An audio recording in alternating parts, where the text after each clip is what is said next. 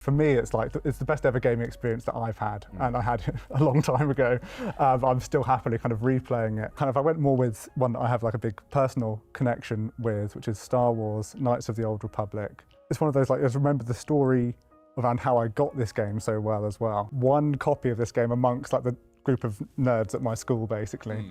They got kind of passed around from person to person, as if like the Bible was being like spread amongst the group. I remember there being so much chatter around it. It was this great game, it was this great story, but this great twist as well, and I actually foolishly asked someone what the twist was before it was my turn to play it, so I knew what was coming. Yeah. You wake up on a spaceship, your character, I mean, classic video game trope, your character's got amnesia. It's, you know, kind of prior to the prequel, so there's loads of Jedi running around, and actually because of more recent events, there's also loads of Sith running around, because these two Jedis, Revan and Malak, kind of went out into the kind of outer rim of the galaxy, and they kind of came back Sith Lords with the whole Sith Armada and a kind of space station. It's basically like the era version of the Death Star. And so these guys have come back. There's now kind of Jedi and Sith are at war, and that's the battle that this spaceship is in the middle of. From there, across various different planets, some of which are like familiar ones like Tatooine and Kashyyyk, you kind of have gradually pieced together the key to overcoming Darth Malak, basically. Each planet is kind of its own kind of self-contained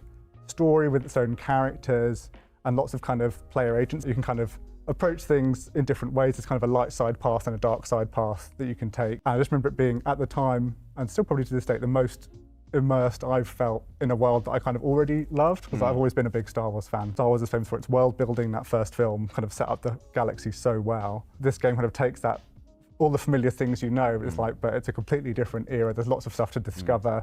There's loads of backstory. That's like relatively recently there was like a Mandalorian war between Mandalorians and Jedis, and that's kind of, there's one companion character who you collect, and if you talk to him enough, he'll tell you all his war stories. All these characters have these kind of amazing stories. They each have their own missions. I was actually playing it recently on Switch, and I found a whole storyline that I hadn't found before, which was there was like this bounty hunter guy in the corner of one of the spaceports, and he'll kind of send you on like some Black Ops assassination missions, basically, which I'd never found before, so that was cool. And I think it speaks to how good the story is that even like 20 years on since it came out, I still would feel bad spoiling what the twist is. The developers said they wanted it to be like that equivalent moment from Empire Strikes Back of I am your father, but how do we do that for a player character who you've created? The way they tie it in is so beautiful.